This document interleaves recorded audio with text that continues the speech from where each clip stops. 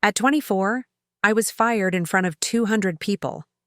My boss didn't just end my job, he tried to end my dignity. He looked straight at me during the quarterly meeting, his voice sharp as a blade, and said, "You're an embarrassment to this company, Emily." Everyone froze. My hands shook as I stood there, holding the presentation I'd spent nights perfecting. But what no one knew, including him, was that I already owned the one thing he couldn't control. My name is Emily Carter. I wasn't born rich, powerful, or connected. My mother worked double shifts at a diner, and my father left when I was 10. I grew up learning that silence and resilience often went hand in hand. When I graduated from college, I landed an internship at Crestline Innovations, a fast-growing tech firm run by Jonathan Pierce, a man who was both admired and feared. He was in his early 40s, brilliant, ruthless, and always 5 steps ahead. Everyone wanted his approval, including me. When I first joined Crestline, I believed Jonathan was a mentor figure.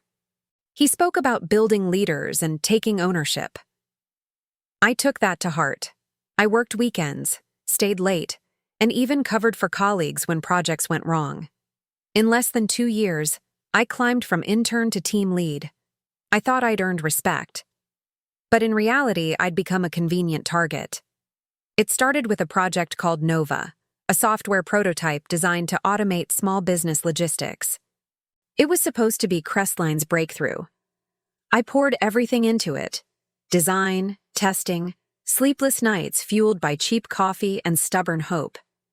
But during a presentation rehearsal, I found something strange. The codebase had been copied from a smaller startup, Ardentech, a company Jonathan had quietly bought months before. When I confronted him privately, his smile disappeared. "Emily," he said coolly, "you're young. You don't understand how business works. You're selling stolen code as your innovation. That's fraud." He leaned closer. "You'll thank me later for teaching you how the real world works." I didn't thank him. I reported it to the company's ethics board. Standing under those bright fluorescent lights, I felt exposed. Jonathan paced at the front of the auditorium, acting like a disappointed father. "There's been a breach of trust," he said. "A certain employee decided to accuse this company, my company, of unethical conduct." Whispers rippled through the room. He continued, "If you think you can question leadership, maybe you belong somewhere else." He turned to the crowd. "Effective immediately, Emily is terminated." Laughter echoed from the back. Others relieved it wasn't them. I walked out holding my box of things. I didn't cry. Not yet. That night, I sat in my tiny apartment, staring at my laptop. I had nothing. No job, no savings worth speaking of, and a reputation stained by his lies. But deep inside, a quiet voice whispered, "He underestimated you." While working on Nova, I'd used my own prototype, a small AI auditing tool I'd built during college, to track source code origins, the same one that detected Ardentech's stolen code. I'd filed them legally, and I'd also been approached, coincidentally, by Ardentech's founder, who was furious about the acquisition. He wanted revenge. The next morning, instead of hiding under my blanket, I put on my only blazer and went downtown. I met Jacob Ellison, the former founder of Ardentech.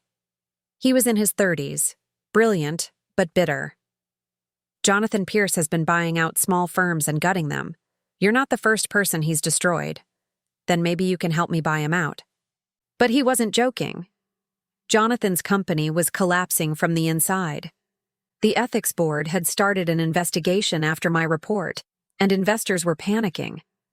Jacob explained that he and a few silent partners were already in talks to purchase Crestline's controlling shares. "We just need one thing," he said, "proof that he used stolen intellectual property."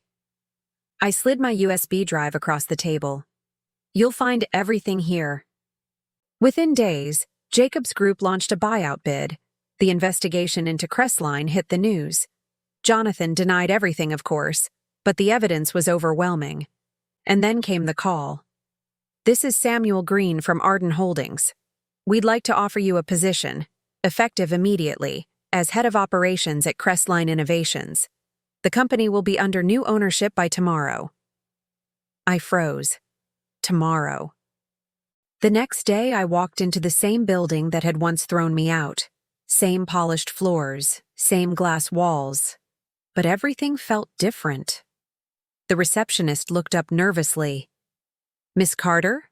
Inside the boardroom, Jonathan Pierce sat at the head of the table, his usual confidence slipping. Around him were investors, lawyers, and Jacob Ellison. Jonathan's voice was tight. As of 8 a.m., Crestline Innovations is under new ownership. Arden Holdings has acquired full control. Jonathan's jaw tightened. "That's impossible. You don't have the authority." "We do. You sold your voting shares to cover personal debts. We bought them. Emily, meet the new head of operations." Jonathan stared at me like he'd seen a ghost. I leaned forward, calm. "No, Jonathan, this is accountability."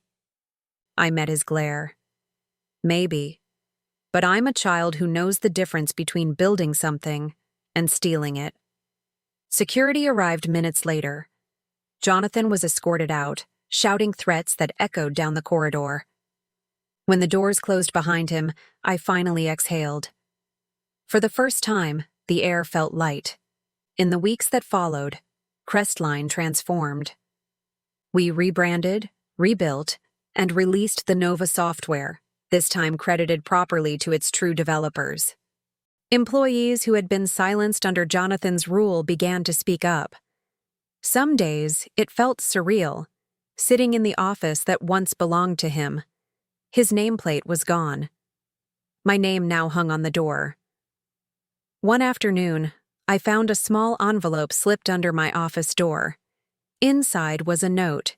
"You won because you didn't play his game. Never forget that." It wasn't signed, but I knew it was from one of the quiet employees who'd watched everything unfold. But success didn't erase the scars. There were nights I still heard Jonathan's voice, mocking, belittling, echoing through my mind. And I remembered how small I'd felt that day he fired me. Then I'd look out over the city from my office window and remind myself, power built on cruelty never lasts. I used my position to build a company that valued fairness. No late-night shaming, no scapegoats, no fear. I created mentorship programs, transparency policies, and an internal whistleblower protection plan. I made sure no one would ever be humiliated the way I had been, and slowly, people began to trust again. Sometimes life's most humiliating moments are disguised beginnings. The day Jonathan fired me, I thought my career was over. But in truth, that day set everything in motion. He wanted to break me publicly. Instead, he built me privately. When people ask me how it feels to own the company that once destroyed me, I always smile and say the same thing. Power isn't about control, it's about courage. The courage to stand up, speak out, and rebuild from ashes. Because sometimes the greatest revenge isn't revenge at all. It's redemption. And mine came the moment I walked back into that office. Not as the girl who was fired, but as the woman who rose.